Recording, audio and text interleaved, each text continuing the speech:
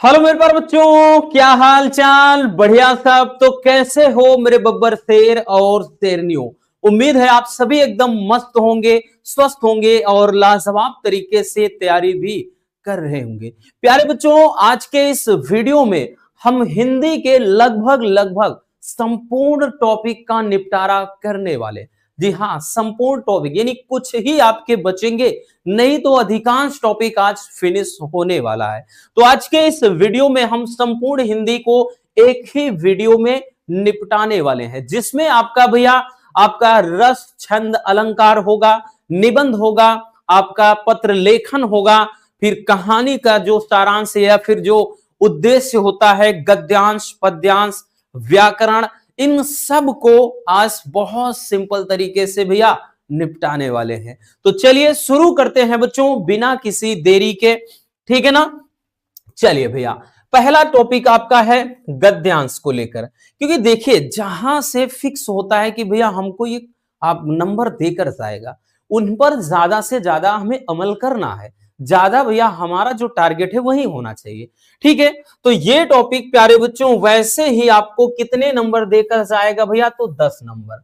ये 10 नंबर का टॉपिक है और हमने ऐसे टॉपिक को उठाया है जो 2025 में मिस किया है और 2026 में डेफिनेटली 100% श्योर है कि आएगा। ठीक है भैया, ये 100 में 100% वाले टॉपिक हैं बच्चों, ये भी याद रखना। ठीक है? चलिए, अब देखिए क्वेश्चन कहेगा कि दिए गए गद्यांश पर आधारित निम्नलिखित प्रश्नों का उत्तर दीजिए। तो ऐसा एक गद्यांश देगा और इस पर आधारित नीचे 5 प्रश्न देगा।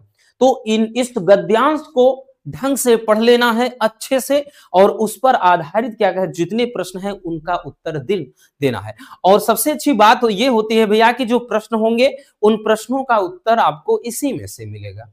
तो चलिए शुरू करते हैं।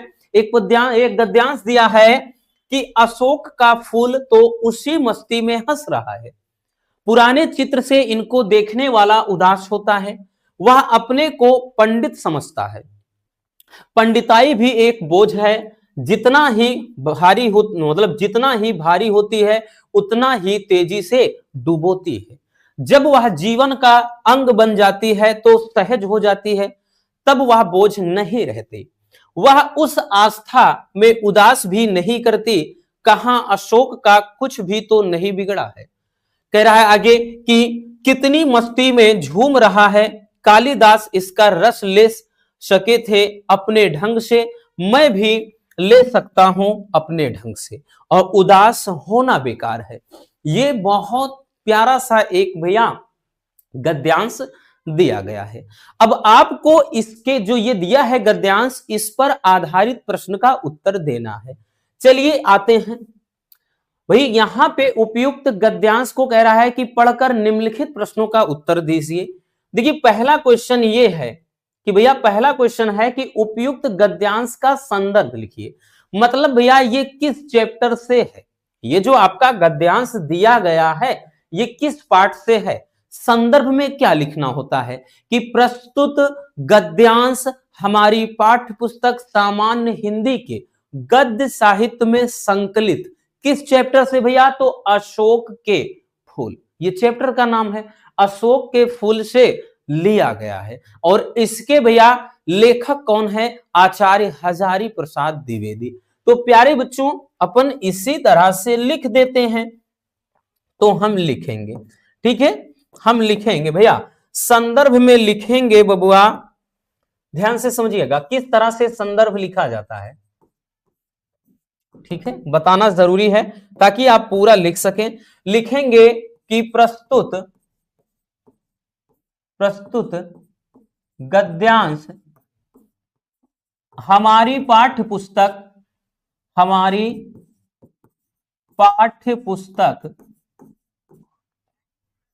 सामान्य हिंदी के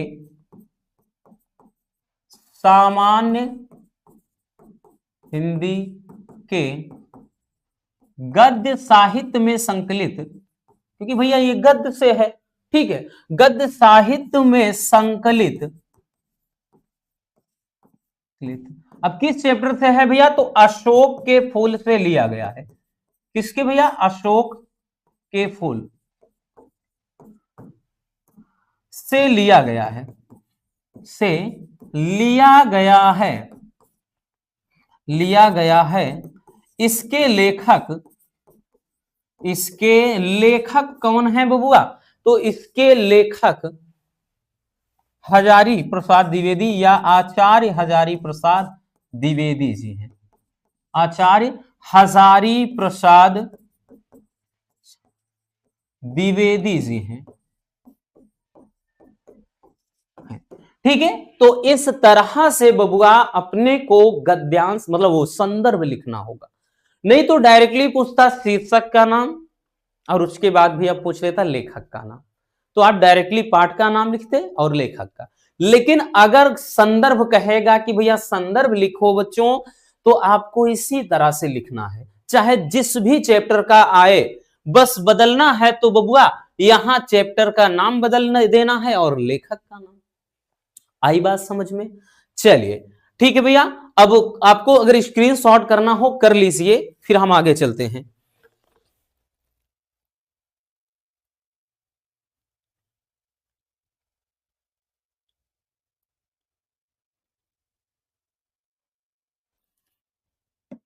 हो गया ना? अब अगला क्वेश्चन देखिए क्या कह रहा है। अगला क्वेश्चन कह रहा है कि रेखांकित अंश की व्याख्या कीजिए। कह रहा है रेखांकित अंश की व्याख्या कीजिए, ये तो कर लिए। रेखांकित अंश क्या है भैया? रेखांकित अंश इसमें है क्या, यानी जहां तक लाइन है। कह रहा है पंडिताई भी एक बोझ है, पंडिताई भी एक बोझ है, जितनी ही भारी होती है उतनी ही तेजी से डूबोती है। इसका मतलब क्या है?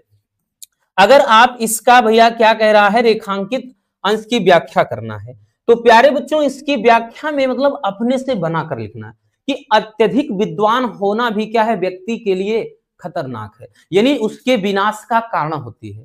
क्योंकि जो व्यक्ति जितना ज्यादा विद्वान होता है उतना अहंकारी होगा, और अहंकार ही उसे ले डूबती है, अहंकार ही एक दिन उसका विनाश का कारण होता है।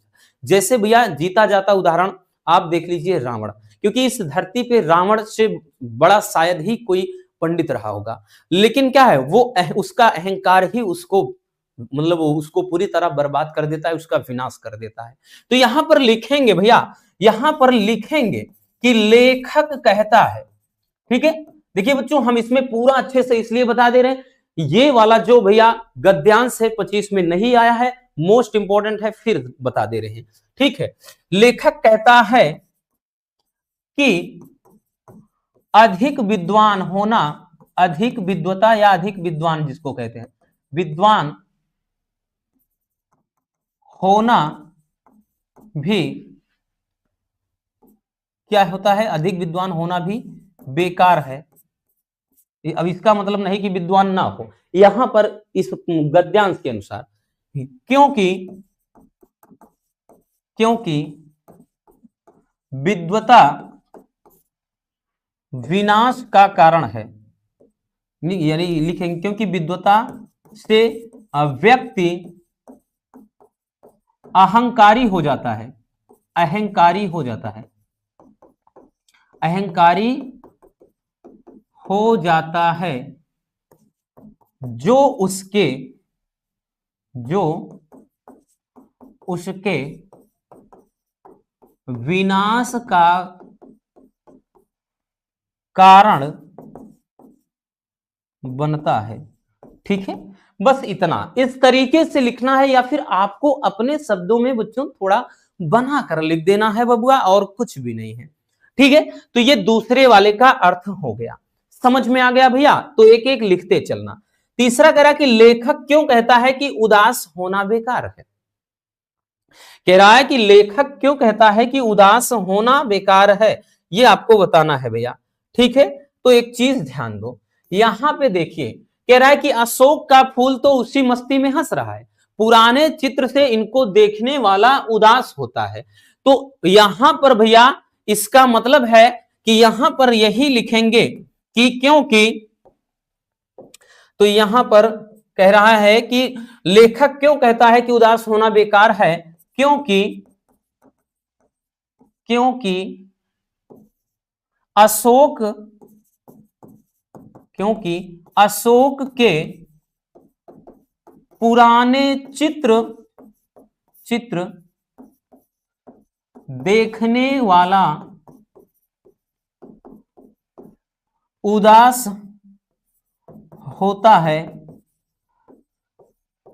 जबकि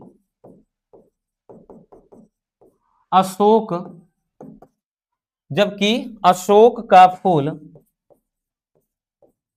प्रसन्न होता है। इसलिए क्या है भैया, उदास होना बेकार है।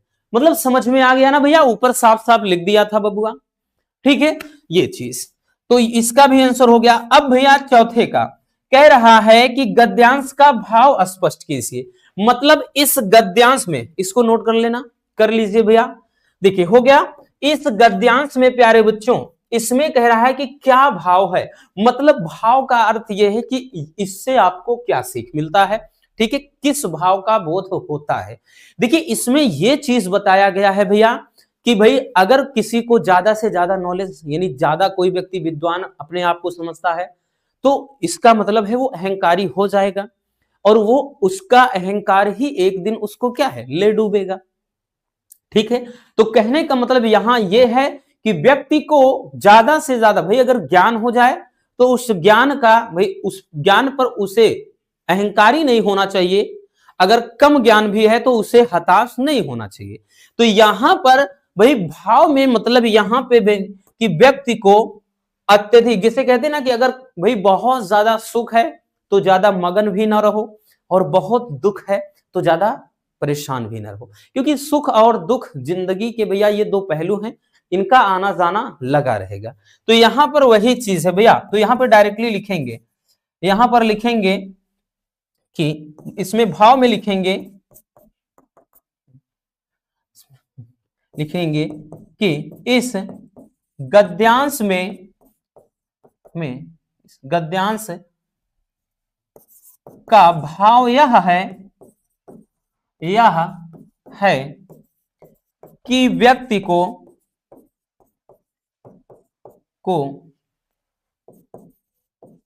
सुख में, या फिर ऐसे कहेंगे उत्थान का मतलब समझ रहे हैं ना, उत्थान में अधिक प्रसन्न, उत्थान का मतलब जो तरक्की की तरफ जा रहा हो, अधिक प्रसन्न तथा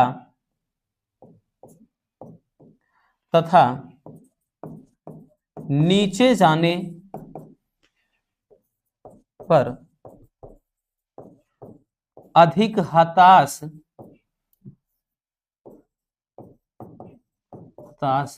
नहीं होना चाहिए। ध्यान देना भैया, ये बहुत ठीक है, इतना आसान भी नहीं, इसीलिए हमने ये वाला गद्यांश उठाया। ठीक है, तो इसमें कह रहा है कि भाई इस गद्यांश का भाव यह है कि व्यक्ति को उत्थान में अत्यधिक प्रसन्न और नीचे जाने पर हताश नहीं होना चाहिए। यानी अगर वो व्यक्ति ऊपर की तरफ उठ रहा है तो उसे बहुत ज्यादा खुशी भी नहीं होना चाहिए। बोलता है ना कि भैया आप तरक्की के राह पर जा रहे हैं तो बहुत ज्यादा मगन भी मत होइए, क्योंकि कब किसका टाइम भी आ जाए कोई नहीं जानता।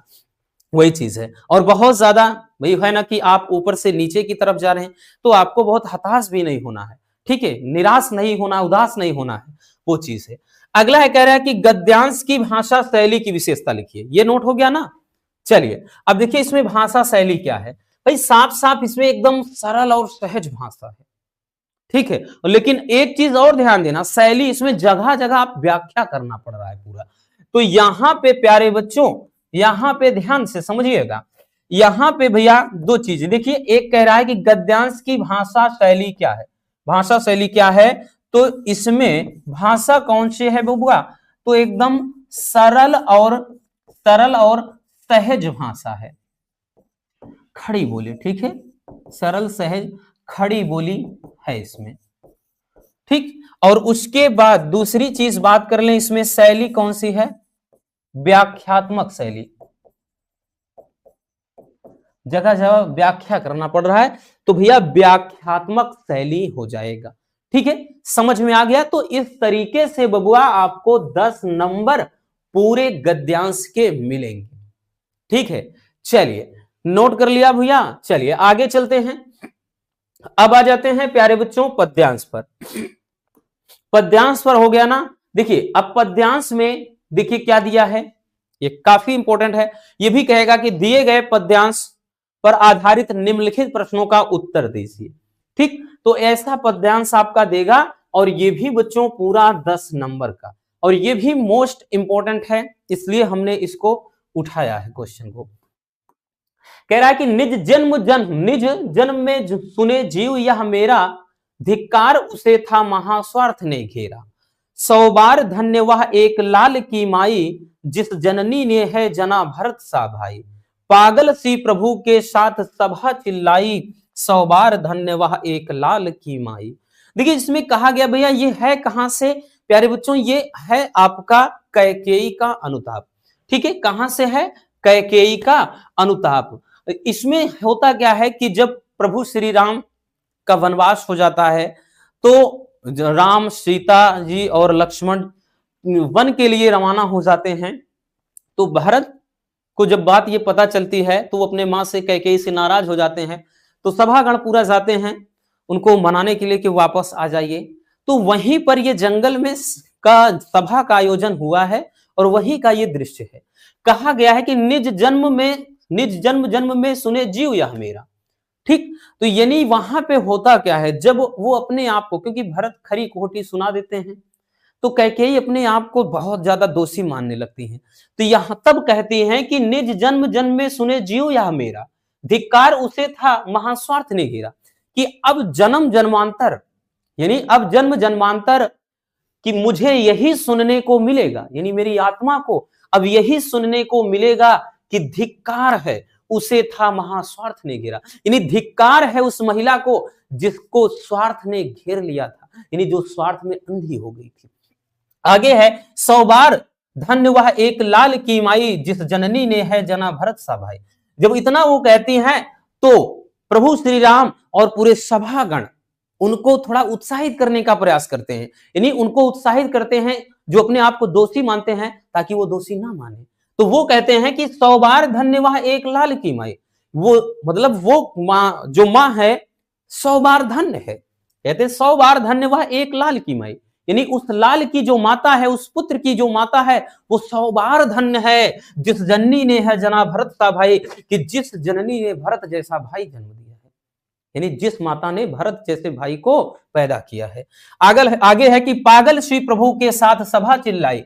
जब प्रभु श्री राम बोलते हैं तो उनके साथ सभा भी चिल्लाने लगती है कि 100 बार धन्य वह एक लाल की माई, कि 100 बार धन्य है वो माँ, यानी एक लाल की वो माता 100 बार धन्य है, यानी जिसने भरत जैसा भाई दिया। ठीक है, जना है। तो समझ में आ गया ना भैया, कुछ इसमें अर्थ निकालने की, मतलब इतना डिटेल नहीं जाना। अब क्वेश्चन पर आ जाते हैं डायरेक्टली।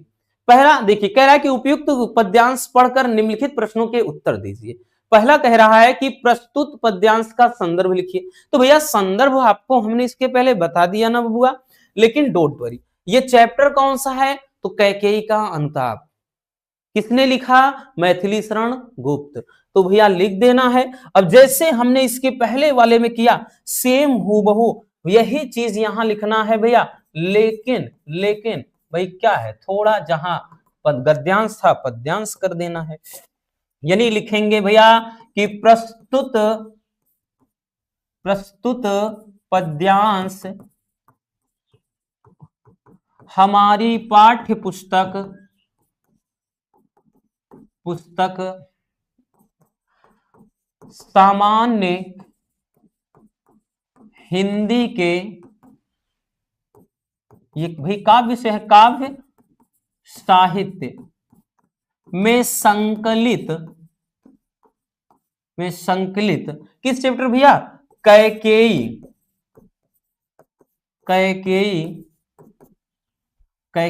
का अनुताप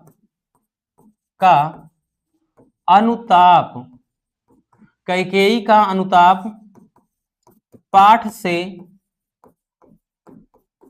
लिया गया है। फिर आगे लिखेंगे इसके रचयिता कौन है भैया, मैथिली शरण गुप्त जी हैं। मैथिली शरण गुप्त जी हैं। ठीक है, मैथिली शरण गुप्त जी हैं। तो भैया इस तरीके से आपको लिखना है संदर्भ। अगर ध्यान देना, आपका गद्यांश वाला आता है तो प्रस्तुत गद्यांश लिख देंगे, बाकी पद्यांश वाला आता है तो प्रस्तुत पद्यांश कर देंगे, बस इतना सा अंतर है और कुछ भी नहीं है भैया। वहां पे गद्य साहित्य लिखना है, यहाँ काव्य साहित्य लिख देना है अगर काव्य वाले में से है। ठीक है, तो नोट कर लीजिए, बहुत ऐसे बच्चे होते हैं जिनको नहीं पता होता है। ये हो गया। अब आगे आते हैं भैया, अगला क्वेश्चन कह रहा है कि रेखांकित अंश की व्याख्या कीजिए। मतलब भाई जो लाइन है उसकी व्याख्या कीजिए, जिसपे लाइन खींचा है कि 100 बार धन्य वह एक लाल की माई, जिस जननी ने है जना भरत सा भाई। तो भैया अब इसका तो अर्थ सीधा सीधा समझ में आ रहा है, क्या ही बताएं।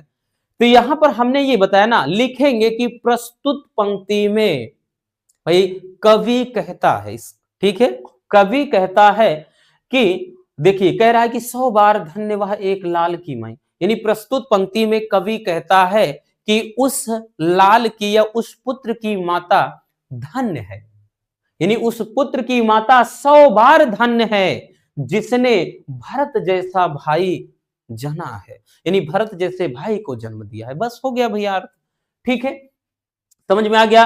अगला, कैकेयी स्वयं को धिक्कारती हुई क्या कहती हैं। तो भैया क्या कह रहे हैं कि निज जन्म में तूने जीव यह मेरा, धिक्कार उसे था महास्वार्थ ने घेरा।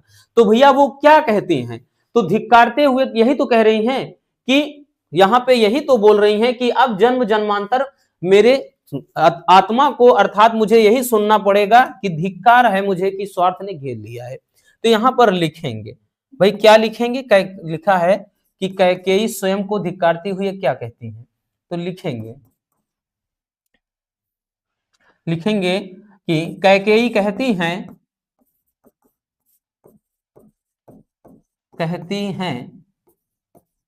कि धिक्कार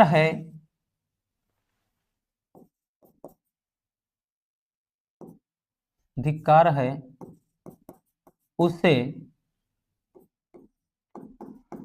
जो स्वार्थ में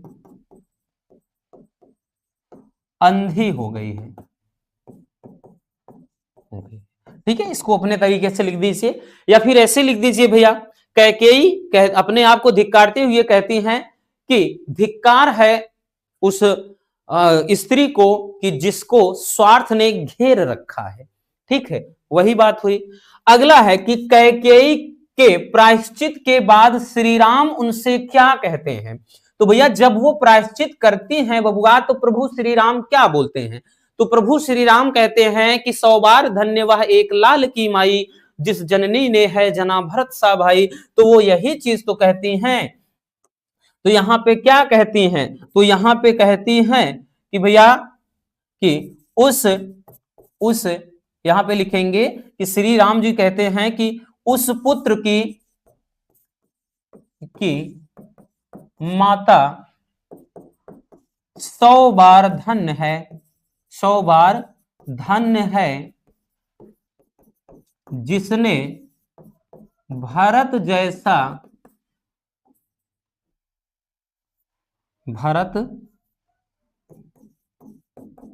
जैसे भाई को जन्म दिया है।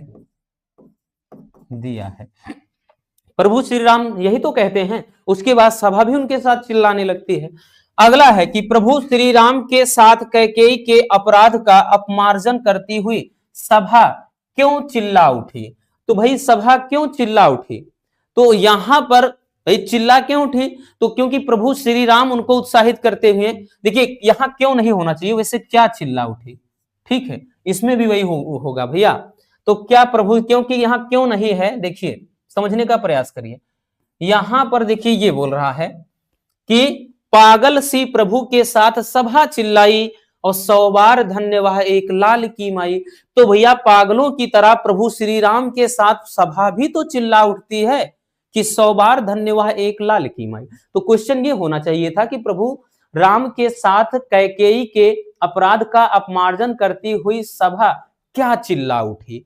तो यहां पर सभा भी चिल्ला उठती है कि उस मां की मतलब उस पुत्र की मां 100 बार धन्य है जिसने भरत जैसे भाई को जन्म दिया है। ठीक है, समझ में आ गया। तो ये तो बड़ा ही आसान था भैया, कुछ भी कठिन नहीं था इसमें। चलिए जल्दी से आगे अब देखते हैं, आगे देखते हैं भैया। अब आ जाएंगे प्यारे बच्चों मुहावरे पर। भाई मुहावरे पर आ जाएंगे। मुहावरे में देखिए क्या, ये सब 2 नंबर का टॉपिक होगा। कितने नंबर का भैया? ये 2 नंबर का, 2 नंबर का टॉपिक होगा। कह रहा है कि भाई इसमें आपका देगा, ठीक, 3 से 4, कम से कम 4 देता है, 5 भी दे सकेगा। बोलेगा एक का अर्थ लिख कर वाक्य प्रयोग करिए। पहला है मुंह फुलाना। ठीक है, 1 मिनट भैया, थोड़ा पानी पी लें, गला सूख रहा है।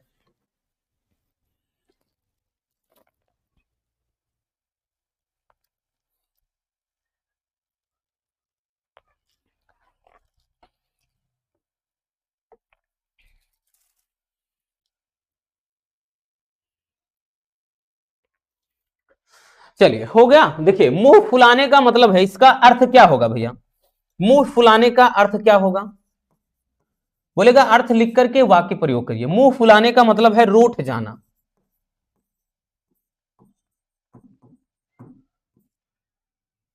ठीक है, रूठ जाना। अब भैया ये वाक्य प्रयोग में क्या लिखोगे? वाक्य प्रयोग, वाक्य प्रयोग में लिखा क्या जाता है भैया? आप देखिए, एक हम एग्जांपल के थ्रू लिख दे रहे हैं कि मैंने एक बच्ची का चॉकलेट ले लिया, उसने मुंह फुला लिया, है ना। कुछ भी लिख दीजिए कि रमेश ने एक बच्ची का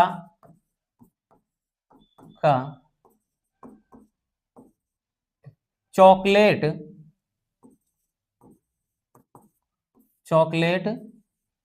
ले लिया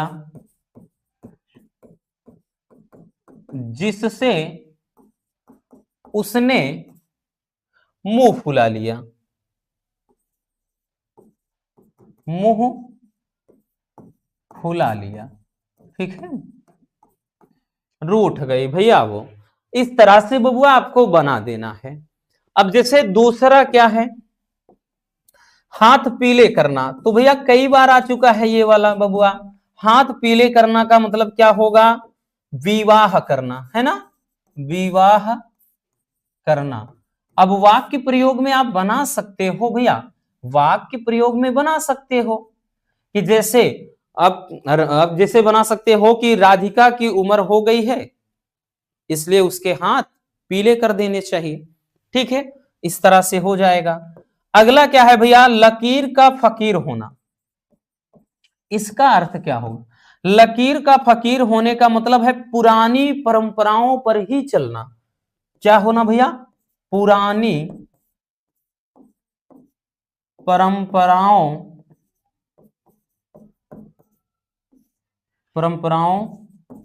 पर ही चलना, यानी पुरानी परंपराओं को ही क्या है? मान्यता देना।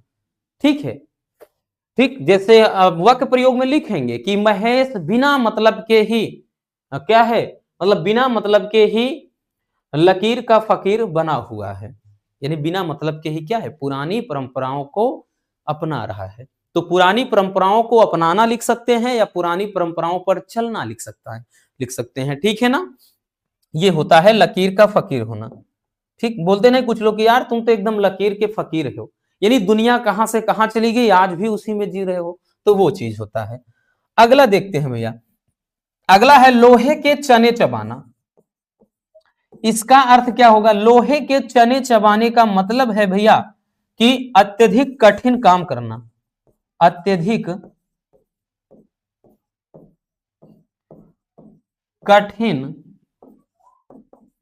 कठिन कार्य करना, अत्यधिक कठिन कार्य करना। ठीक है, लोहे के चने चबाना। जैसे वाक्य प्रयोग में लिख सकते हैं भैया, आज के समय में सरकारी नौकरी लगना लोहे के चने चबाने जितना ठीक है, यानी आज के समय में सरकारी नौकरी लगना लोहे के चने चबाने के बराबर है। ठीक, क्योंकि बहुत भाई आज के टाइम में सरकारी नौकरी इतनी आसान है नहीं। अगला है कि अंधे के हाथ बटेर लग जाना। इसका अर्थ क्या होगा भैया? अंधे के हाथ बटेर लग जाने का मतलब कि बिना मेहनत के ही कोई मूल्यवान वस्तु मिल जाना।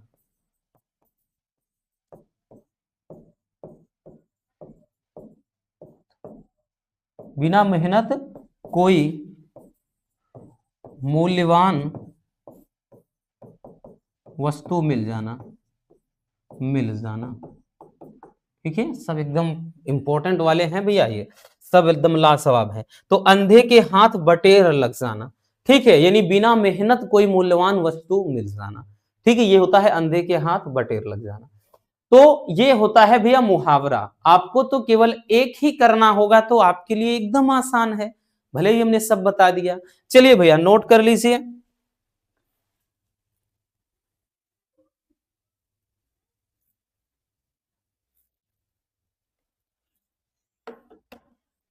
हो गया ना, आगे चलते हैं, अगला देखते हैं।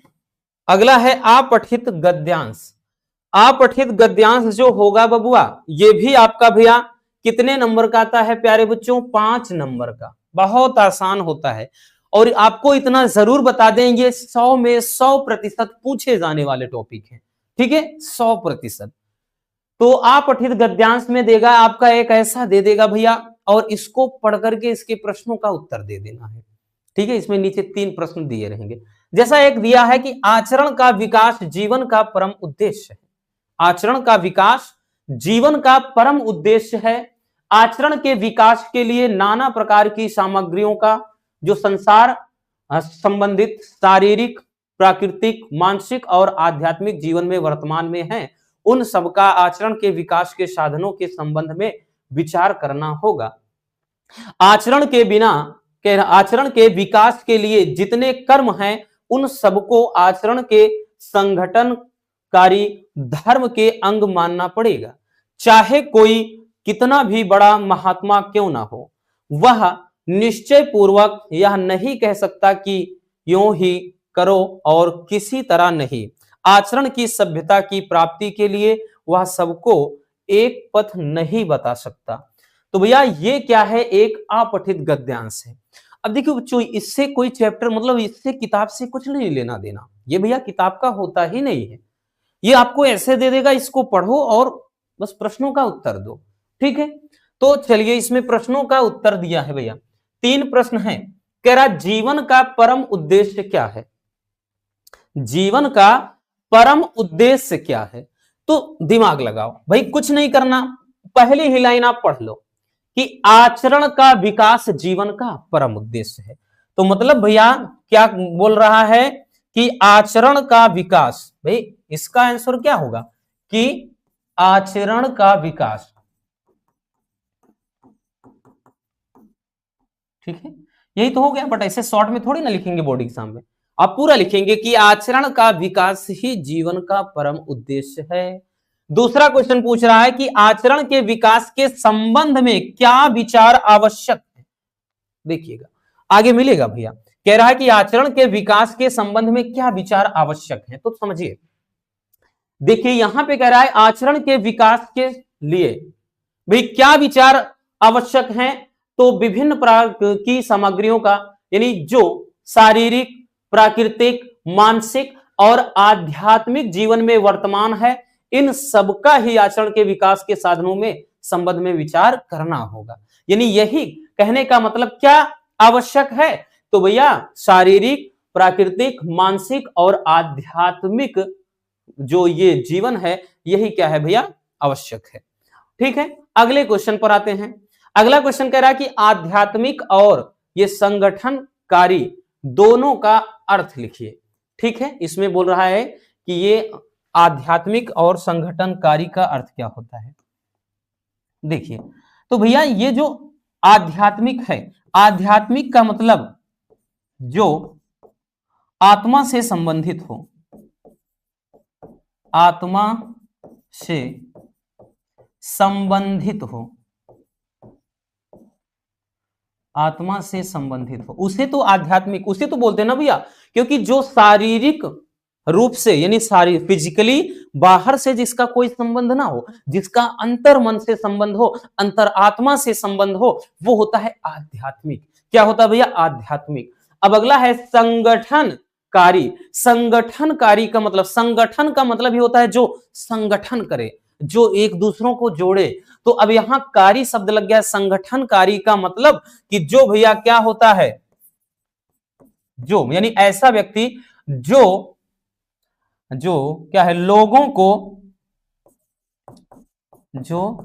लोगों को लेकर चलता है।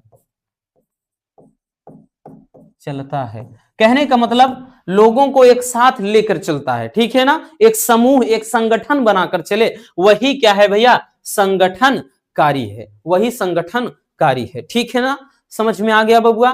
तो इस तरीके से भैया आपका दिया रहेगा अपठित गद्यांश, अपठित गद्यांश दिया रहेगा, आपको बस पढ़ना है और ये जो प्रश्न होंगे भैया उसी में से ढूंढकर उत्तर लिख देना है। चलिए बबुआ आगे चलते हैं। अब आ जाते हैं पूरे इस व्याकरण वाले पोर्शन पर। ये भैया 2-2 नंबर देता चले जाएगा भैया, कितने नंबर, ऐसे 2-2 नंबर देता चला जाएगा। ये जो शब्दों में सूक्ष्म अंतर है 2 नंबर का, कह रहा है कि जलद और जलधि, इनमें से भैया कौन सा सही हो जाएगा, जलद और जलधि में। विकल्प है भैया कमल और समुद्र, दूसरा है बादल और समुद्र, तीसरा है भैया सिंधु और आकाश, अगला है जलना और जो जला ना हो। तो ये देखिएगा इस वाले, ये जलद का मतलब होता है भैया, जलद का मतलब बादल होता है, और भैया इस जलधि का मतलब सागर होता है, सागर या समुद्र कह ले।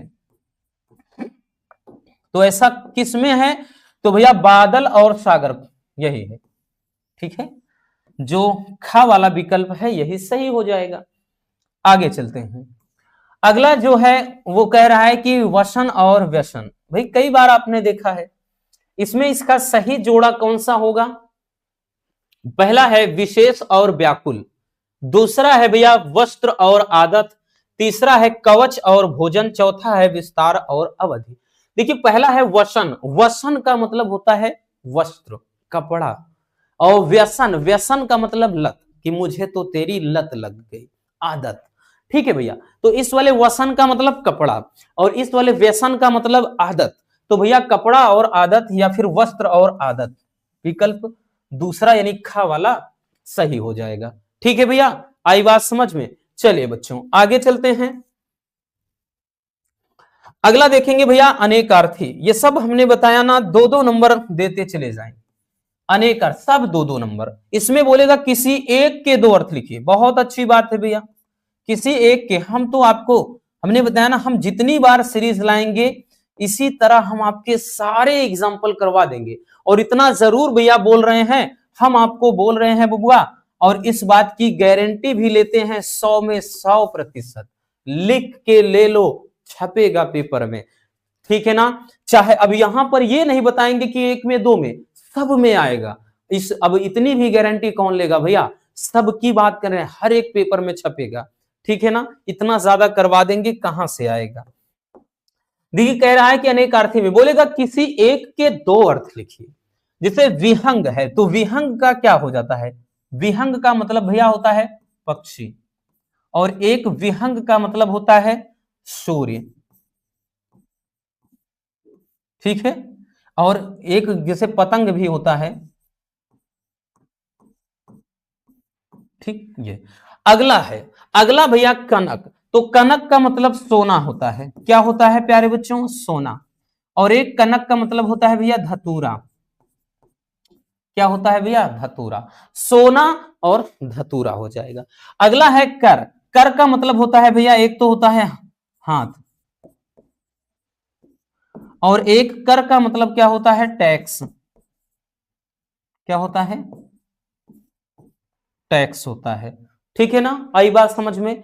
नेक्स्ट है काल, काल के मतलब क्या है, देखिए इसमें से भाई ज्यादातर, जैसे ये हो गया, इसके पहले करवा चुके हैं, ये तो दोहराया हुआ है। काल का मतलब क्या होता है, एक तो होता है काल का मतलब समय, और दूसरा काल का मतलब क्या होता है भैया, और दूसरा तो होता है एक मृत्यु,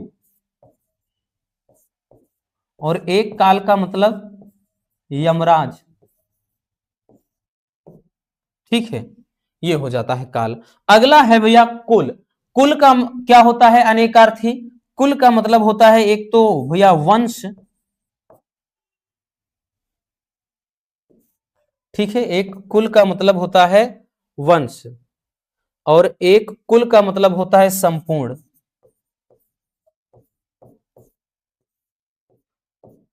ठीक है, तो ये हो जाएगा आपका अनेकार्थी। आई बात समझ में, जो कि काफी इंपॉर्टेंट है, सबके सब इंपॉर्टेंट है भैया। ये जितने हम बता रहे हैं ना, वेरी वेरी इंपॉर्टेंट है, एक भी आपको मिस नहीं करना, इनको रिवीजन करते चलना है। नोट कर लीजिए भैया।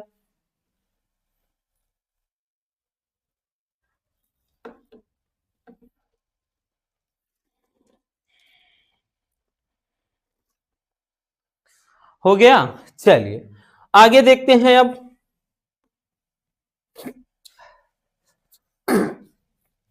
चलिए नेक्स्ट देखते हैं।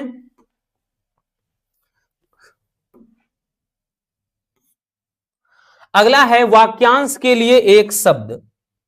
अब ये भी भैया 2 नंबर का आएगा। कितने नंबर का बबुआ? 2 नंबर का। देखिए कह रहा है कि प्रिय बोलने वाली, यानी प्रिय बोलने वाली स्त्री को क्या कहा जाता है? पहला है प्रिया, हे प्रिया। दूसरा है प्रियासा। तीसरा है प्रियमवदा। चौथा है भैया प्रीति। तो क्या होगा? प्रिया होगा, ओ प्रिया प्रिया क्यों भुला दिया, यही होगा ना? अरे नहीं भैया, कौन सा होगा बबुआ? प्रियमवदा। क्या कहते हैं? तो जो प्रिय बोलती है उसे बोलते हैं प्रियमवदा। ठीक है, चलिए नेक्स्ट चलते हैं बच्चों, अगला देखते हैं भैया। अगला देखते हैं, देखिए अगला है अपनी हत्या करने वाला, यानी ऐसा व्यक्ति जो स्वयं की ही हत्या कर दे। ठीक है, तो वो क्या कहलाता है? ठीक, परघाती, मित्रघाती, सर्वघाती, आत्मघाती। तो भाई दूसरों की हत्या करने वाला परघाती होता है, मित्र की हत्या मित्रघाती, जो सबकी यहाँ पे हत्या की संबंध हो सर्वघाती, और जो आत्म यानी खुद की हत्या करता हो आत्मघाती। ठीक है, ये हो जाएगा। आई बात समझ में? चलिए आगे चलते हैं। अगला है वाक्यों को का शुद्धिकरण। ठीक है, ये भी वाक्य का क्या है, 2 नंबर दिया जाएगा, शुद्धिकरण वाला है। इसमें भी बोलेगा 2 को शुद्ध करिए, आपका 4 से 5 दिया रहेगा, 2 को शुद्ध करना होगा। ठीक है, आसान होता है बड़ा ही। कह रहा है शिवानी एक विद्वान लेखिका थी। तो भैया इसका सही क्या हो जाएगा? तो सही क्या हो जाएगा? तो भैया सही करना होगा कि शिवानी एक, क्या भैया यहां पे गलती कहां है? यही गलती है। तो भैया विद्वान नहीं चलता है, स्त्रीलिंग में विदुषी होगा, विदुषी लेखिका थी। अगला सीता घर जाता है, तो भैया यही गलती है, समझ रहे हैं, है ना बबुआ? क्या हो जाएगा? सीता घर जाती है। अगला है पुस्तक मेज में रखी है, तो भैया मेज में नहीं, मेज पर रखी है।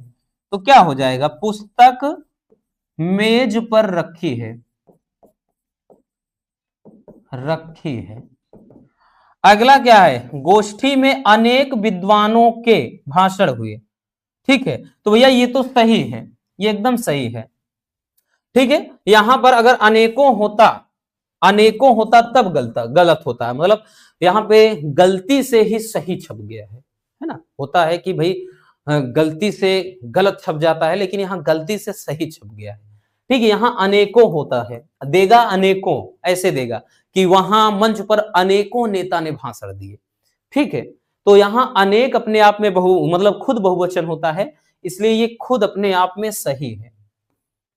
ठीक है, अनेक सही रूप होता है, ये खुद बहुवचन है।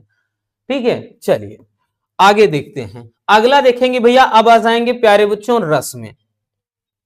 रस में आ जाएंगे भैया, और रस में हमने बताया ना, रस वाला एकदम फिक्स टॉपिक होता है, चाहे आप जितना भी परेशान हो जाएं, ठीक है ना, आपको बोलना है कि आप इसमें चाहे जितना सोच रहे हैं ये कर डालेंगे वो कर डालेंगे, कुछ भी नहीं, एकदम श्योर कर लो भैया कि वैसे भी ये 100% वाला टॉपिक है, और बार बार नहीं उलझना, हम ये आपसे बार बार कहते हैं 2 से 3 रस हैं, खास तौर पे एक श्रृंगार रस है, आपका एक वीर रस है, ठीक, करुण रस है, ठीक है, देख लीजिए, नहीं तो हास्य, बस इसके अलावा नहीं देखना, बस 3 देख लीजिए। प्रमुख रूप से श्रृंगार को मत छोड़िए, और उसके बाद वीर रस को मत छोड़िए, और करुण में रस को मत छोड़िए, ठीक है। ऑप्शन के तौर पे करुण या हास्य देख लीजिए, नहीं 3 को मत छोड़िए, फिर उसके बाद कुछ नहीं देखना।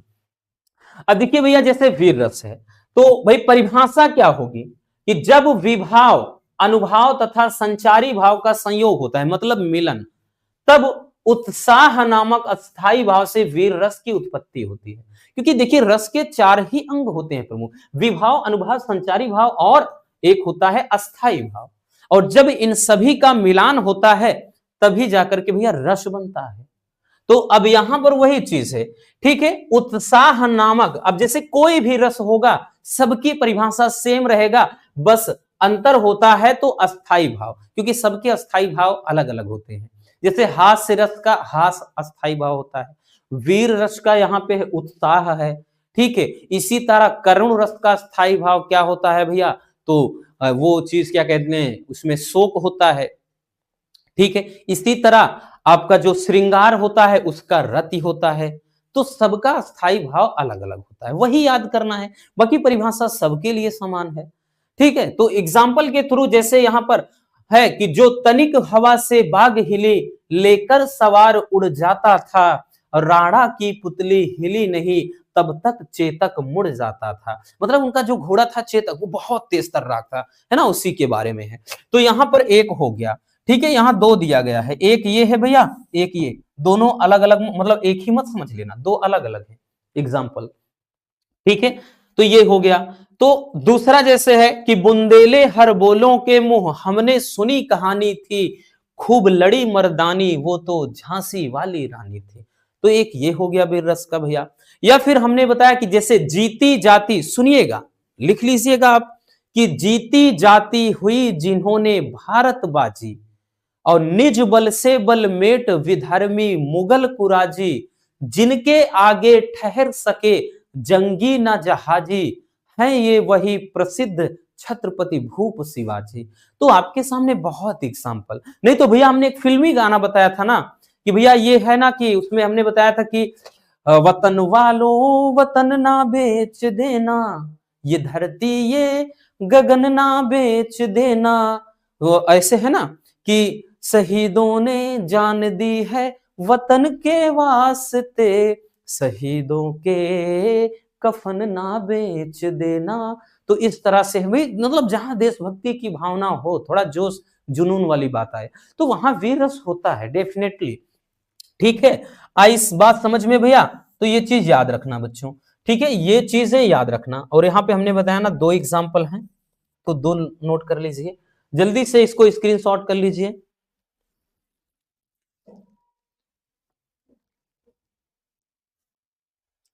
चलिए आगे देखते हैं। ये हो गया। अगला देखिए हास्य रस। देखिए हमने बताया ना भाई, परिभाषा सेम रहेगा, बस अंतर होता है तो अस्थाई भाव का। तो जब विभाव, अनुभाव तथा संचारी भाव का संयोग होता है, तो हास नामक अस्थाई भाव से, पूरा लिखा भी नहीं है, अस्थाई भाव से हास्य रस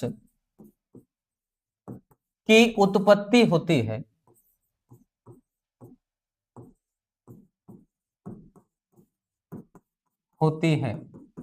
ठीक है, ये चीज। अब देखिए इसमें क्या होगा भैया, देखिए विभाव का बार बार हमने बताया, विभाव मतलब कारण, और अनुभाव यानी अनुचेष्टाएं, अनुभूति जो हम प्रदान, मतलब जो अनुभव करते हैं। संचारी भाव, ये उससे जो अनुचेष्टाएं उत्पन्न होती हैं, ये सारी चीजें होती हैं, ठीक है। तो एग्जाम्पल के थ्रू समझाना है यहाँ पे। जैसे भाई उदाहरण है कि देखिए हास्य रस की उत्पत्ति होती है, जो लाइन इसमें लिखना था इसमें लिख दिया है, ये जो हाँ लिखना उसमें था। उदाहरण यहां से है भैया, उदाहरण ये से यहां से है नीचे से, कि हाथी जैसी देह और गेंडे जैसी खाल और तरबूजे सी खोपड़ी खरबूजे से गाल। मतलब यहाँ पे अगर आप कल्पना करिए ना, पूरा अजीब ढंग वाला, इसमें वेशभूषा एकदम अजीब, जैसे नौटंकी होती है तो भाई जोकर का कपड़ा ही सबसे अलग होता है, या कोई कॉमेडी मूवी होती है उसका हुलिया ही एक अलग, साउथ में देखिए किसी के सर पे अंटीना लगा देंगे, कोई एकदम बच्चों वाला चश्मा लगा लेगा रंग बिरंगा, कोई चड्ढा पहना हुआ रहेगा, तो कोई किसी का है ना हेयर स्टाइल अलग रहेगा, किसी का लुक कपड़े का अलग रहेगा, किसी का लैंग्वेज, तो भैया उनके आप रंग रूप को ही देखकर हंस दोगे। ठीक है, बहुत सारे ऐसे साउथ वाले हैं, ज्यादा नाम याद तो नहीं है। इसी तरह हिंदी मूवी में तो भाई गिने चुने हैं, कादर खान है, जॉनी लीवर है, ठीक है, परेश रावल है। इसी तरह से तो भैया इनका वेशभूषा मतलब इनका बोलने का स्टाइल, ये बाबू राव का स्टाइल है ना, तो समझ रहे हैं। तो उनमें थोड़ा क्या होता है, हंसी आ जाती है देख करके ही। तो यहां पर एक जैसे दिया, हाथी जैसी देह, यानी किसी व्यक्ति के बारे में बोला जाए हाथी जैसी शरीर है, और गैंडे जैसी खाल, यानी गैंडे की तरह उसकी खाल है, चमड़ी, और खरबूज मतलब तरबूजे से खोपड़ी, तरबूज की तरह खोपड़ी है, खरबूजे से गाल, और फूले फूले खरबूजे जैसे गाल हैं। तो ये हो गया। तो भैया एक एग्जाम्पल यहां। दूसरा बच्चा यहां पर है भैया कि सिर पर गंगा हंसे, सिर पर गंगा हंसे, भुजन में भुजंगा हंसे, भुजन में भुजंगा हंसे, हास ही को दंगा भयो नंगा के विवाह में। तो भैया यहां पर क्या है, ये शिव जी के बारात का वर्णन है वहां पर, कि जब शिव जी बारात लेकर निकलते हैं एकदम अघोरियों के साथ में। अब उसमें क्या होते हैं ना कि जो कनखजूरा यानी जोगर बिच्छू इधर उधर कंकाल वगैरह जो यानी जितने भूत प्रेत होते हैं सब निकल लेते हैं। तो वहां पर क्या होता है कि उनकी जो वेशभूषा होती है, सिर पर गंगा हंसे, यानी उन सिर पर गंगा जी विराजमान होती हैं, और भुजन में भुजंगा से, ठीक, और उनकी जो भुजाएं होती हैं, भुजाओं में सर्प लिपटा होता है, और हास ही को धंगा भयो, यानी उनका वेशभूषा देख करके सब लोग इतने ठहाका मारकर हंस रहे थे, यानी वहां का माहौल ही अलग था एकदम से, यानी एकदम समझ लो दंगा हो गया था। और नंगा के विवाह में, यानी जो शिव जी होते हैं वो उनके शरीर पर कहीं कहीं थोड़ा कपड़ा होता है, बाकी उनका क्या है शरीर खुला होता है। तो वही चीज दिया है कि नंगा के विवाह में, तो उस जगह की क्या है भैया ये बात है। ठीक है, आई बात समझ में। चलिए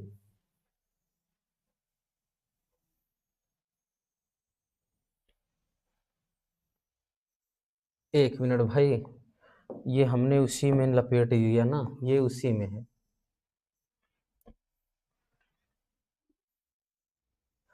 ठीक, यहां देखिए ये इसी का है, परिभाषा का ही है। अस्थाई भाव से हास्य रस की उत्पत्ति होती है। बाकी भैया एग्जाम्पल बच्चों यहां से हैं। ठीक है, आपके एग्जाम्पल्स बबुआ यहां से हैं एग्जाम्पल। ठीक है, आई बात समझ में ना। चलिए बच्चों नोट कर लीजिए भैया।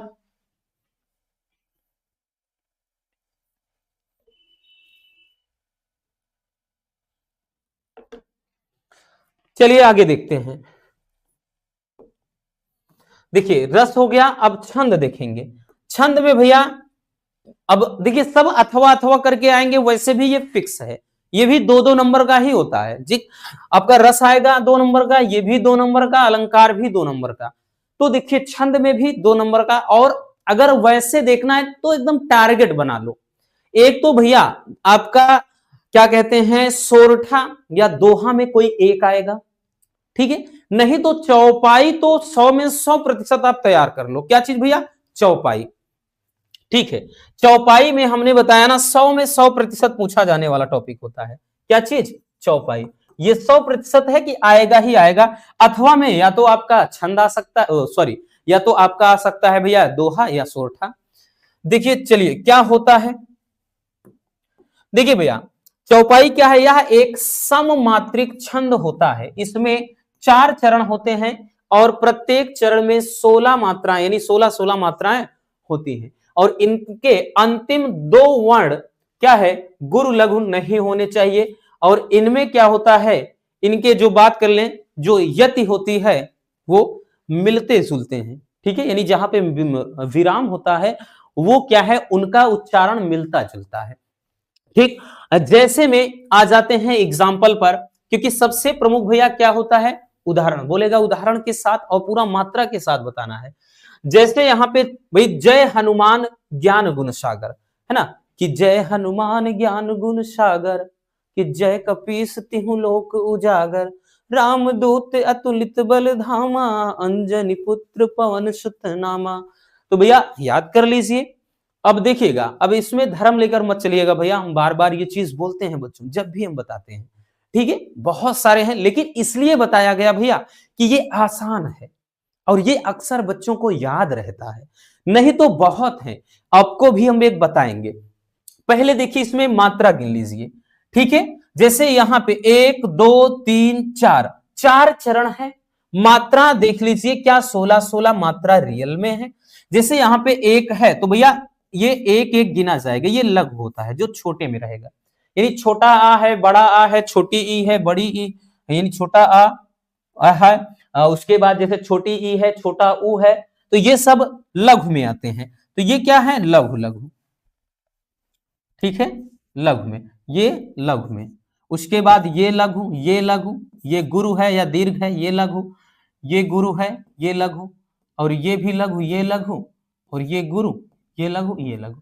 आप गिन लीजिए भैया, जैसे 2 2 4 2 6 1 7 2 9 1 10 2 12 2 14 2 16 मात्रा कितनी हो गई भैया, तो यहां पे 16 मात्रा, 16 मात्राएं हो गई इसमें।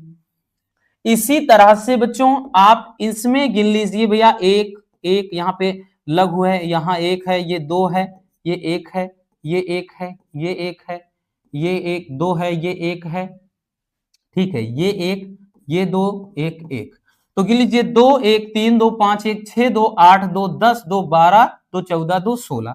तो प्यारे बच्चों इसमें भी 16 मात्राएं, 16 मात्राएं, ठीक है। अब इसी तरह से अब आप जब गिनोगे, आप इसमें भी गिन लीजिएगा, ठीक है भैया, सब में गिनना पड़ेगा। आप इसमें भी गिन लीजिएगा, इसमें सब में प्यारे बच्चों आपको 16 16 मात्राएं आएंगी, ठीक है। और एक चीज ध्यान देना, यहाँ पे एक चीज गलत है भी, आप हम भी ध्यान नहीं देते, ये अंजनी नहीं होता, अंजनी नहीं होता है, अंजनी पुत्र पौन, नहीं तो इसमें 15 ही मात्रा पाते हैं आप, ठीक है। 2 1 3 2 5 2 7 2 9 1 10 2 12 14, हाँ, तो इसमें वही चीज होता, ठीक है। तो अब जाकर के भैया इसमें सब में 16 16 मात्राएं, तो आपको याद रखना। बहुत सारे बच्चे बोलते हैं सर क्या ऐसे मात्रा दिखाना पड़ेगा, बिल्कुल दिखाना पड़ेगा बच्चों, ठीक है। मात्रा के साथ आपको बोलेगा कि भाई लक्षण सहित यानी उसका उदाहरण सहित पूरा बताना है, तो ऐसे आपको मात्रा के साथ दर्शाना पड़ेगा, ठीक है। नोट कर लीजिए।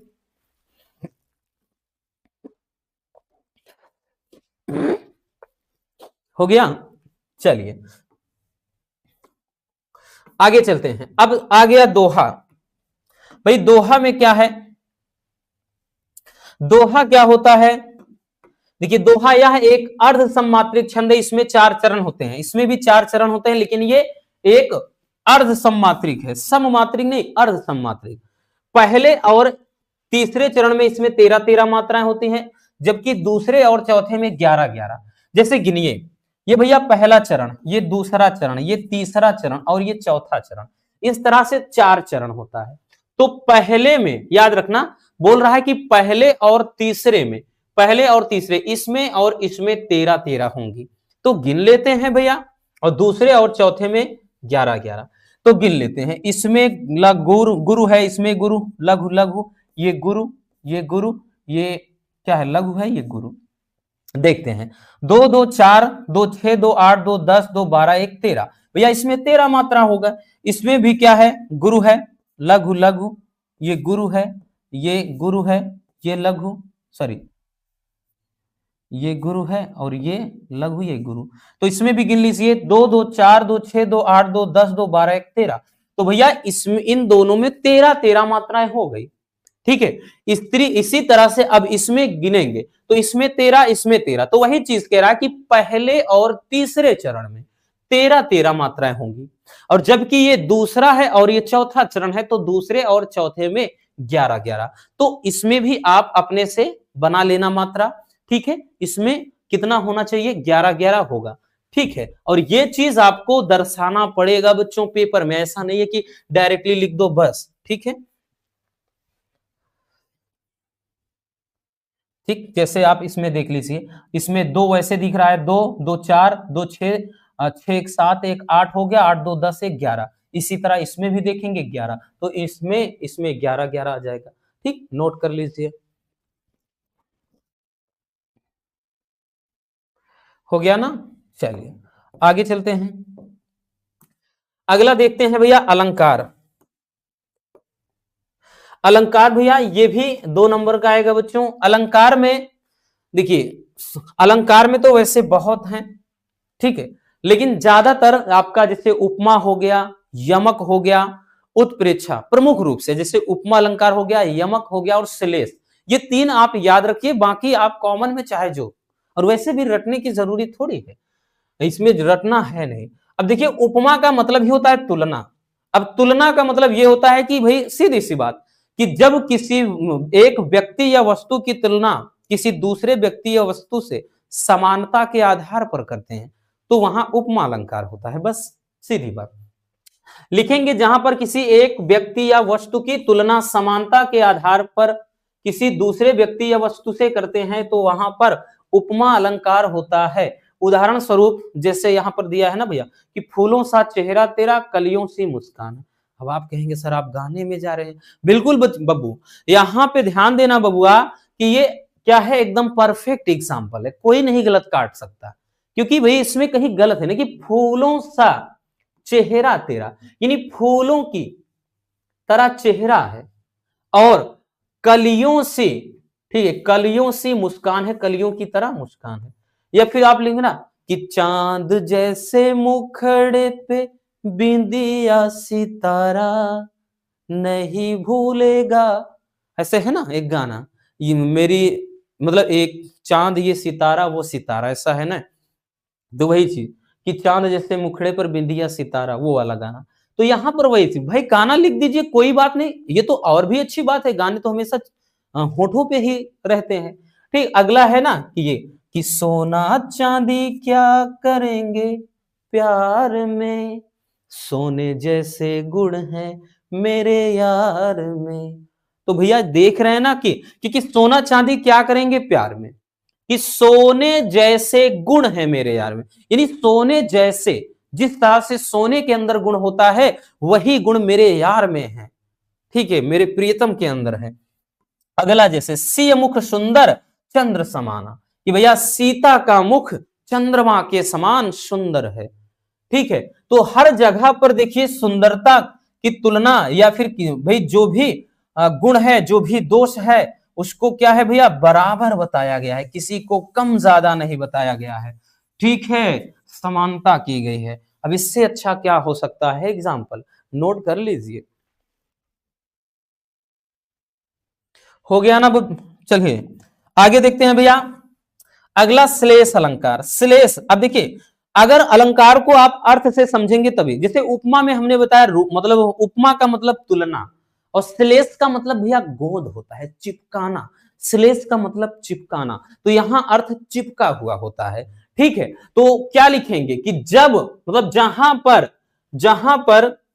जहां पर कोई शब्द एक ही बार आए लेकिन उसके अर्थ अलग अलग हो, यानी एकदम अर्थ चिपका हुआ हो, तो वहां श्लेष अलंकार होता है, ठीक है ना। वहां क्या होता है भैया, श्लेष अलंकार होता है। जैसे कि रहीमन पानी राखिए बिन पानी सब सोन, और पानी गए ना उबरे मोती मानुष चोन। तो भैया यहां पर क्या है कि रहीम दास जी कहते हैं कि व्यक्ति को क्या है, देखिए रहीमन पानी राखिए, यानी पानी को रहीम दास जी कहते हैं पानी बचा कर रखना चाहिए, क्योंकि अगर एक बार पानी चला गया दोबारा नहीं आएगा। यहां पे मोती मानुष चून की बात कर रहा है, यहां पर पानी के संदर्भ में बात किया जा रहा है, समझने का प्रयास कीजिए, पानी के संदर्भ में बात किया जा रहा है। भाई यहां पर एक बोल रहा है कि मनुष्य के बारे में, ठीक है, पहला कि मनुष्य का पानी, मनुष्य का पानी, ठीक है, यानी पहला, एक मिनट, पहला बोल रहा है मोती मानुष चिन्ह, पहला है कि मोती का पानी, मोती का पानी। दूसरा मनुष्य का पानी, मनुष्य का पानी।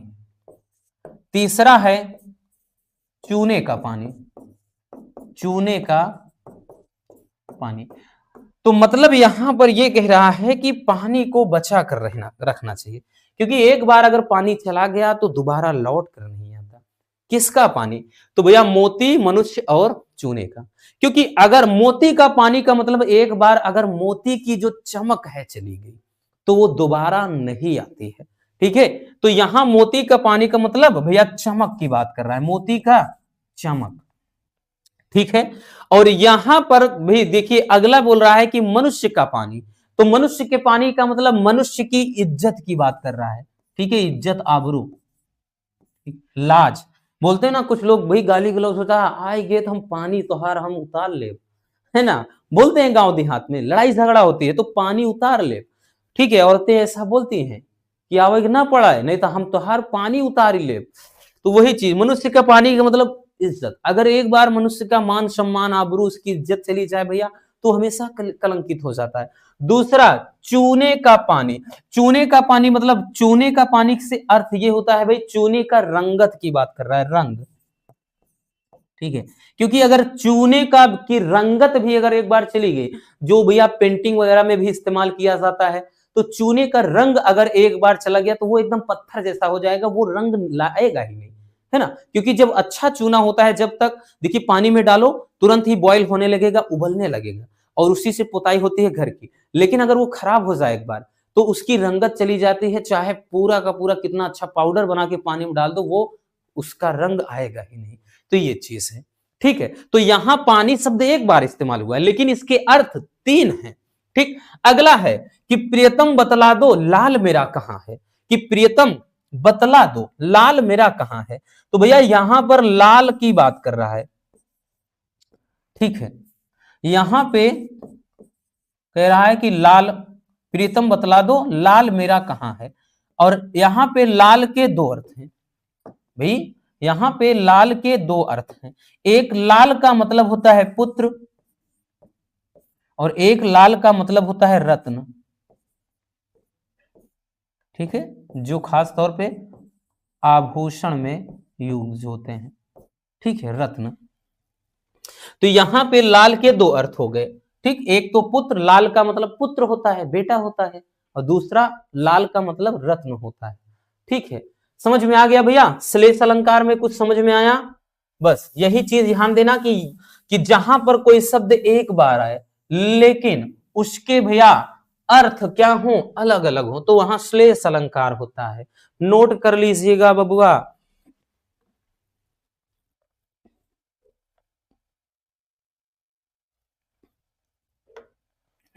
हो गया भैया, चलिए आगे देखते हैं।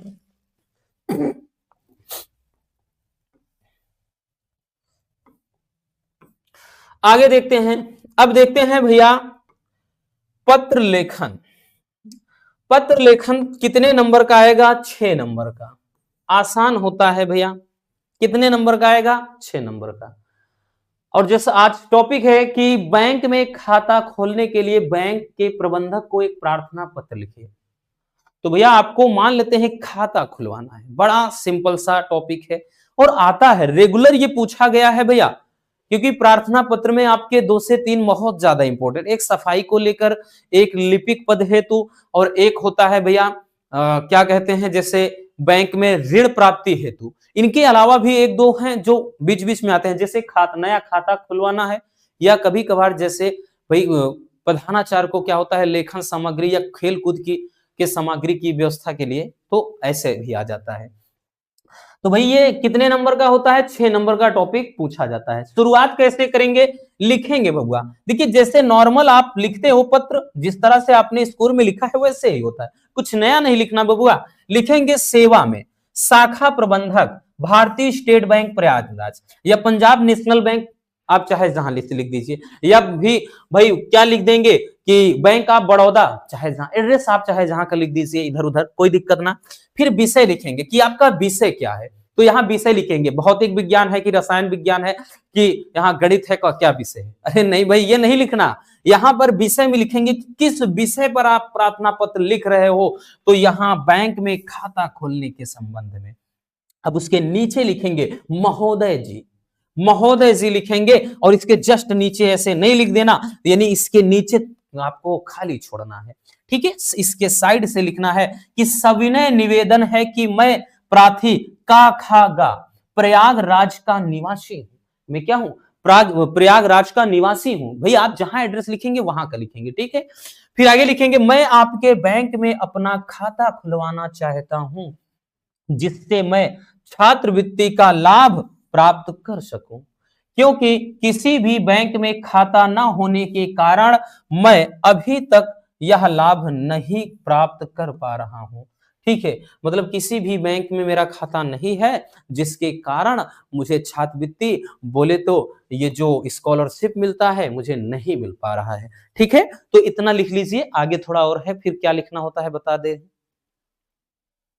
इतना हो गया। अब इसके बाद भैया इसके नीचे लिखेंगे आप। ठीक, देखिए ये पूरा एक पेज में नहीं आया इसलिए हमने इसी के जस्ट नीचे लिखेंगे। इसी के नीचे लिखेंगे आप, यहां पर लिखेंगे कि मैंने खाता खुलवाने हेतु सभी जरूरी कागजात आज जैसा कि आधार कार्ड एवं पैन कार्ड, ये बताना पड़ेगा आपको कि आवेदन पत्र में संलग्न कर दिया है, इसका मतलब मेंशन कर दिया है। ठीक है, अतः आपसे निवेदन है कि आपके बैंक में मेरा नया खाता खोलने की महान कृपा करें, इसके लिए मैं सदा आपका आभारी रहूंगा। भैया दिनांक में आपको यहाँ डेट मेंशन कर देना है बबुआ, और उसके बाद प्रार्थी यहाँ पे आप का खागा वगैरह लिख देना है। ठीक है, तो ये आपका क्या हो जाएगा, एक संपूर्ण प्रार्थना पत्र हो जाएगा। ठीक है भैया, आई बात समझ में। तो इस तरीके से छात्रवृत्ति वैसे भी किसी ना किसी सेट में आना तय है, इसमें कोई दो राय नहीं है, तो इस तरीके से आपको लिखना है। ठीक, चलिए ये हो गया भैया। अब आ जाते हैं कि आपका जो निबंध लेखन, देखिए निबंध तो हम नहीं बताएंगे पूरा, निबंध लेखन हम बार बार बताते चले आए हैं। इसमें आपको एक अलग तरीके से हमने बताया ना कि वीडियो में समझाएंगे। यहां पर देखिए निबंध कोई भी हो, समझने का प्रयास करिए। टॉपिक आएगा कितने नंबर का, 9 नंबर का। निबंध कोई भी हो बच्चों, आपका सबका फॉर्मेट एक जैसा होगा। क्या होगा, सबका फॉर्मेट एक जैसा, और चीजों को ध्यान में रखते हुए ज्यादा से ज्यादा नहीं लिखना है, मतलब कुछ ऐसी जरूरी चीजें वही चीज लिखना है। जैसे कि हम एक टॉपिक उठा लिए, मान लेते हैं कि आपका जो टॉपिक है एग्जाम में आ गया कि भ्रष्टाचार, और आता है भैया मोस्ट इंपॉर्टेंट है। अब ऐसा है नहीं कि बस इधर उधर ऐसे ही लिख दिया, मोस्ट इंपॉर्टेंट है। तो आप जब लिखना शुरू करोगे तो आप सबसे पहले वाले पेज में ऐसे लिखोगे, बोलेगा कि भाई अपनी भाषा शैली में निबंध लिखिए। आएगा कितने नंबर का, 9 नंबर का। 9 नंबर बहुत होते हैं, एक नहीं भैया, पूरा एक कम नहीं तो पूरा 10। तो आपको लिख देना है जिस टॉपिक पर निबंध लिखेंगे। फिर उसके बाद भैया रूपरेखा हेडिंग लिखते हैं। क्या चीज, रूपरेखा लिखते हैं। यानी रूपरेखा मतलब ये होता है कि आप इस निबंध के अंदर कौन कौन सी हेडिंग दर्शाएंगे, यानी किस किस हेडिंग के बारे में बात करेंगे, तो वो एक बार पूरा आपको लिख देना है। यानी पूरे निबंध में जो जो हेडिंग आप प्रयोग करेंगे वो पूरा शुरू में लिख देना है, ये रूपरेखा में लिखना होता है। तो जैसे हम इस पूरे निबंध में, यानी भ्रष्टाचार समस्या और समाधान, ये हमारा निबंध है। तो भैया हम इसमें प्रस्तावना लिखने वाले हैं जो कि सभी निबंध में इस्तेमाल होगा। फिर लिखेंगे भ्रष्टाचार का अर्थ क्या होता है, फिर लिखेंगे भ्रष्टाचार का कारण क्या है, फिर लिखेंगे भैया भ्रष्टाचार को दूर करने के उपाय क्या है, फिर लास्ट में उपसंहार। तो ये आपको इतनी हेडिंग मेंशन करनी होती है, निबंध कोई भी हो। और आपको बता दें बच्चों, इससे संबंधित आपके 2 से 3 निबंध हैं, आप उनको भी सेम इसी तरह से, जैसा भ्रष्टाचार है उसी तरह से आपके और भी हैं। जैसा बता दिया भैया, आतंकवाद हो गया, आतंकवाद जो कि बोर्ड पेपर में पूछे जाने हैं, फिक्स हैं। ठीक है, इसमें भी वही पूछेगा, समस्या और समाधान यानी कारण और निवारण। दूसरा पूछेगा बेरोजगारी, बेरोजगारी। ठीक है, उसके बाद तीसरा जैसे पूछेगा, और जैसे यहां पे एक तो भाई यहां पे जैसे मैंने बता दिया कि आतंकवाद, बेरोजगारी, भ्रष्टाचार, और उसके बाद ऐसे और आता है आपका सबसे ज्यादा इंपॉर्टेंट वाले में, या मान लेते हैं पहले इसको समझ लीजिए। यानी आतंकवाद जैसे आ गया तो इसका भी सेम इसी तरह रूपरेखा आपको लिखना है, क्योंकि पहली बात तो इन तीनों में आपका एक तो फंस ही जाएगा। तो रूपरेखा लिखेंगे तो इसमें भी वही लिखेंगे कि भैया इसमें क्या है, आतंकवाद का अर्थ क्या है, आतंकवाद का कारण क्या है, भाई प्रस्तावना तो रहेगा ही हेडिंग। आतंकवाद को दूर करने के उपाय की उपसंहार। इसी तरह जब बेरोजगारी को मेंशन करेंगे तो प्रस्तावना लिखेंगे, बेरोजगारी का अर्थ क्या होता है, बेरोजगारी के कारण क्या है, बेरोजगारी को दूर करने के उपाय और उपसंहार। तो ये 3 से 4 आपके, और एक है याद नहीं आ रहा है, ये फिक्स है, एक जैसे लिखना होता है। ठीक है, चलिए तो समझ में आ गया ना कि भाई रूपरेखा में क्या लिखना होता है। बाकी लिखना कैसे है, अब देखिए इसी तरह से प्रस्तावना के अंदर आप मेन मेन पॉइंट कुछ लिख देंगे। जैसे भ्रष्टाचार किसी समय या स्थान से संबंधित नहीं है। भ्रष्टाचार की जड़ें आज समाज में गहराई तक फैली हुई हैं। भ्रष्टाचार के लिए 2 बातें होना आवश्यक है। पहली यह कि कोई कर्मचारी और गैर कानूनी रूप से कोई उपहार स्वीकार करता हो, तथा दूसरी यह कि वह किसी विशेष पद पर आसीन हो। मतलब भाई भ्रष्टाचार तभी होगा जब कोई सरकारी कर्मचारी क्या है भाई, रिश्वत लेता है। ठीक है, तो ये भ्रष्टाचार की श्रेणी में आएगा, वही चीज है, ये कंडीशन होनी चाहिए। अब भ्रष्टाचार का अर्थ क्या होता है, भ्रष्टाचार का अर्थ यह है कि देखिए, भ्रष्ट आचरण अर्थात स्तर से गिरा हुआ आचरण। भ्रष्टाचार कोई भी बेईमानी या धोखाधड़ी वाला व्यवहार है जिसमें कोई एक व्यक्ति दूसरे की कीमत पर खुद को लाभ पहुंचाने के लिए क्या है, अपनी शक्ति का उपयोग करता है। तथा प्रत्येक देश, जाति, धर्म अथवा समाज के कुछ पूर्व निश्चित सामाजिक, धार्मिक, नैतिक आदर्श व मूल्य होते हैं, इन्हें तोड़ना ही भ्रष्टाचार कहलाता है। और भ्रष्टाचार के उदाहरण जैसे रिश्वत, मुनाफाखोरी, मिलावट करना, काला धन, ये सभी भ्रष्टाचार है। ठीक, जरूरी नहीं कि हाँ कोई सरकारी कर्मचारी ही होता है, ज्यादातर हर वो आदमी जो अपना लाभ सोचता है, अपने लाभ के बारे में सोचता है, गरीब इंसान को परेशान करता है, ठीक है ना, तो ऐसे इंसान को भैया जो उसके योग्य नहीं है वो चीज देने के लिए, ठीक, क्योंकि हर जगह रिश्वत चल रहा है, तो वो भ्रष्टाचार कहलाएगा। अब भ्रष्टाचार के कारण में लिखेंगे कि भ्रष्टाचार के कारण क्या है, तो जैसे चुनाव प्रणाली का दोषयुक्त होना, ठीक है, ये कारण है। यहाँ पे दोषयुक्त होना यानी चुनाव जब हो रहा है, भैया आज के टाइम में क्या चल रहा है, चुनाव में कितना फर्जीवाड़ा हो रहा है, आप खुद समझ रहे हैं। ठीक है, दूसरा है शिक्षा का गिरता स्तर, क्योंकि शिक्षा का स्तर जिन दिन प्रतिदिन गिरता जा रहा है, इससे भ्रष्टाचार बढ़ रहा है। अगला है चलचित्र, भैया ये दूरदर्शन वगैरह, जो चलचित्र और दूरदर्शन, ये इंटरनेट यानी सोशल मीडिया, आजकल के यूथ पूरी तरह सोशल मीडिया का शिकार हो गए हैं, मानसिक रूप से भी, और साथ ही साथ भैया पूरी तरह से वो क्या है, मेंटली तो डिस्टर्ब हैं ही, लेकिन फिजिकली भी डिस्टर्ब चल रहे हैं। अगला है कि भ्रष्ट मंत्री एवं शासक, फिर उच्च जीवन स्तर की लालसा। कुछ लोग होते हैं कि भाई एक सोचते हैं ना कि उनकी सोच बहुत अधिक होती है, भले कमाई उनकी क्या है महीने की 10,000 हो, लेकिन वो 50,000 का फोन चलाने के बारे में सोचते हैं और लेकर के घूमते हैं, तो ये चीज है। अगला राष्ट्रीय चरित्र का अभाव, तो ये भ्रष्टाचार के कारण, और उसके बाद दूर करने के उपाय में आप लिखेंगे। मतलब देखिए भैया, ये चीजें आपको अपने से सोचनी है, कोई बताएगा नहीं भैया, क्योंकि निबंध में बबुआ तो वैसे तो 30 से 40 निबंध है, आप कितने याद करोगे। अब ऐसा अगर कोई बोल दे 100% यही आएगा तो पॉसिबल नहीं है। ये आपको खुद के दिमाग से भैया सोचना है कि हमें लिखना कैसे है। जैसे आ गया कि भाई भ्रष्टाचार को कैसे दूर कर सकते हैं, अगर आप हेडिंग समझ गए तब तो लिख दोगे। जैसा है कि उच्च शिक्षा का प्रचार, देखिए भाई भारत में भ्रष्टाचार बहुत ज्यादा बढ़ा है, जितना ज्यादा शिक्षा का प्रचार प्रसार किया जाएगा उतना ही भ्रष्टाचार से निजात पाया जा सकता है, बस ऐसे लिख दो। अगला है समाज कल्याण संस्थानों की स्थापना, तो आप लिखेंगे कि भ्रष्टाचार को कम करने के लिए या रोकने के लिए समाज कल्याण संस्थान की स्थापना की जानी चाहिए, ठीक है, जहां पर लोगों को जागरूक किया जाना चाहिए, बस हो गया। अगला है राजनीतिक नेताओं के नैतिक स्तर को ऊंचा उठाना, ठीक है, तो यहाँ पे मतलब इसको आप लिखें या ना लिखें, ऐसी बहुत सारी हेडिंग है तो छोड़ भी सकते हैं, जरूरी नहीं कि आप 8 से 10 लाइन लिखें।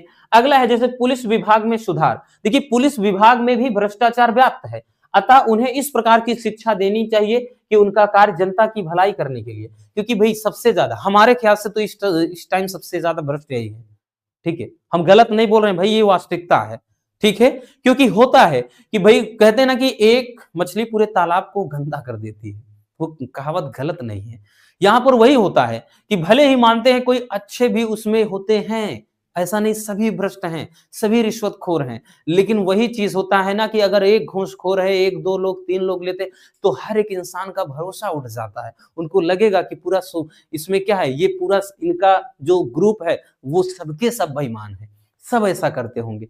तो वही चीज है कि भाई इनको ये चीज बताना चाहिए कि आपकी जो ड्यूटी है वो जनता की भलाई के लिए है, लोगों की भलाई के लिए, लोगों की रक्षा के लिए, ना कि लोगों को लूटने के लिए है। तो ये लिख सकते हैं। अगला, दंड व्यवस्था में सुधार। तो भैया देखिए दंड व्यवस्था में सुधार, तो ये देखिए नियम लागू, भ्रष्टाचार को दूर करने का ये सबसे अच्छा नियम है कि जो भी कोई सरकारी अगर कर्मचारी है तो ये नियम लगना चाहिए कि अगर वो रिश्वत लेते हुए पकड़ा गया, अगर पकड़ा जाता है तो उसे भाई उसका तबादला ना किया जाए कि यहां से हटा को वहां के कर दो, उसे डायरेक्टली ही उसके पद से ही बर्खास्त कर दो, यानी उसे तुरंत क्या कर दो भाई, डिसमिस कर दिया जाए। अगर ऐसा होगा तब भैया क्या है, सबके सब एकदम इधर उधर हो जाएंगे, यानी उनके अंदर हड़बड़ी मच जानी चाहिए, ठीक है, उनको ड्यूटी से ही निकाल दो। फिर उपसंहार, उपसंहार में मेन पॉइंट होता है कंक्लूजन में लिखेंगे जैसे भ्रष्टाचार देश की सबसे गंभीर समस्या है और देश के अस्तित्व के लिए यह सबसे बड़ी चुनौती है। अपने देश की रक्षा, प्रगति व राष्ट्रीय मूल्यों को बनाए मतलब बचाए रखने के लिए इस समस्या का समाधान अत्यंत आवश्यक है और इसके लिए सभी लोगों को मिलकर एकजुट होकर के प्रयास करना होगा। ठीक, तो इस तरीके से लिखेंगे। ये चीजें क्या होती हैं भैया, आप बना कर लिख सकते हैं, ठीक है।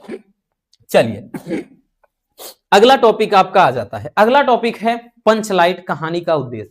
देखिए भैया सारांश भी आता है, उद्देश्य भी आता है, ठीक है। ये कितने नंबर का, 5 नंबर का जी। पहले जो ठोस ठोस वाले सॉलिड वाले हैं उनको हम देख लेते हैं, है ना। एक मिनट भाई पानी पी लें।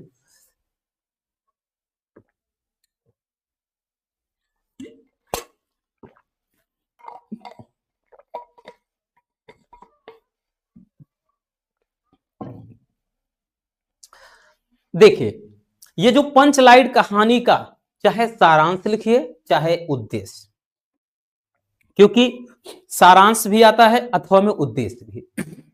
जैसे अगर आ गया पंचलाइट कहानी का सारांश तो अथवा में अगले कहानी जैसे बहादुर कहानी का उद्देश्य दे देगा, या बहादुर कहानी का सारांश देगा तो पंचलाइट कहानी का उद्देश्य। तो भाई चाहे कहानी का सारांश लिखो चाहे उद्देश्य। देखिए और कहानी का सारांश तो थोड़ा लंबा चला जाता है, बाकी उद्देश्य थोड़ा छोटा लिखना। और वैसे बोलेगा कि अधिकतम 80 शब्दों में लिखिए, यानी 80 से कम नहीं होना चाहिए, ज्यादा में चाहे आप 100 लिख दीजिए, बट उतना भी ज्यादा नहीं लिखना है कि 250-300 शब्द लिख दो ना।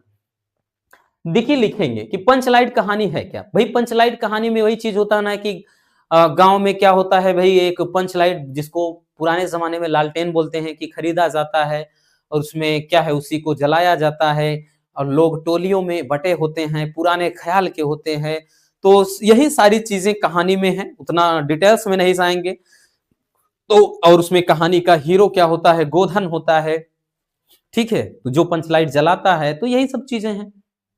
बाकी उद्देश्य में लिखना क्या है, देखिए पंचलाइट कहानी फणीश्वर नाथ रेणु द्वारा रचित एक आंचलिक कहानी है।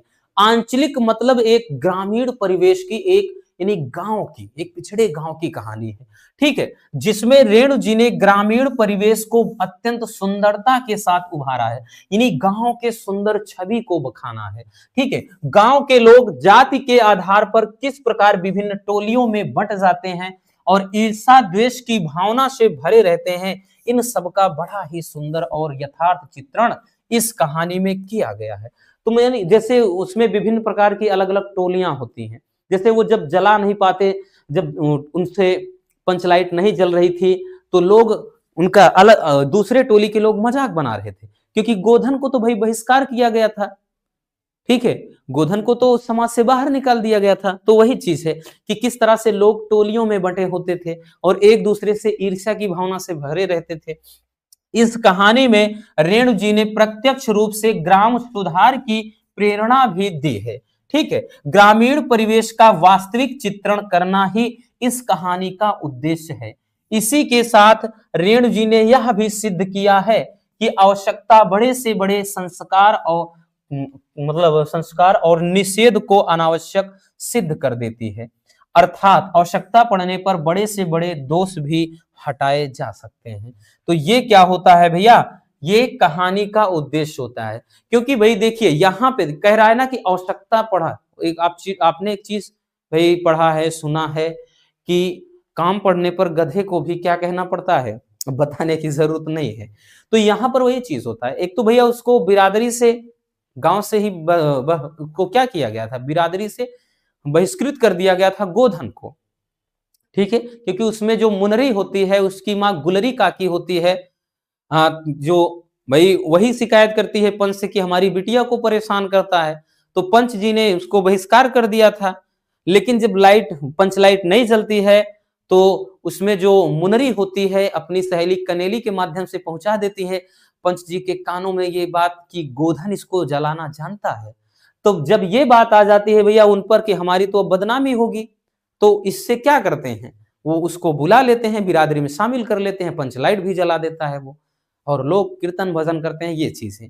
ठीक, कि उसको बिरादरी से निकाल दिया था लेकिन जब आवश्यकता पड़ी तो शामिल करना पड़ा। तो वही चीज है कि आवश्यकता, भाई आवश्यकता पड़ने पर बड़े से बड़े दोष भी हटाए जा सकते हैं। ठीक है, तो ये हो जाता है कहानी का उद्देश्य, इसी तरह से लिखना है। चलिए नोट कर लीजिए।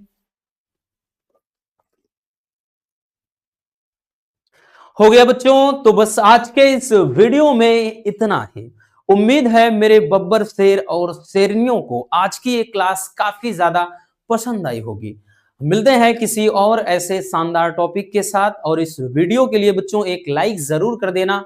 नए हैं तो चैनल को सब्सक्राइब जरूर कर लीजिए ताकि मजेदार टॉपिक आप तक रेगुलर पहुंचते रहें। Love you, bye bye, take care. और हाँ, एक प्यारा सा कमेंट बॉक्स में छोड़ दीजिएगा।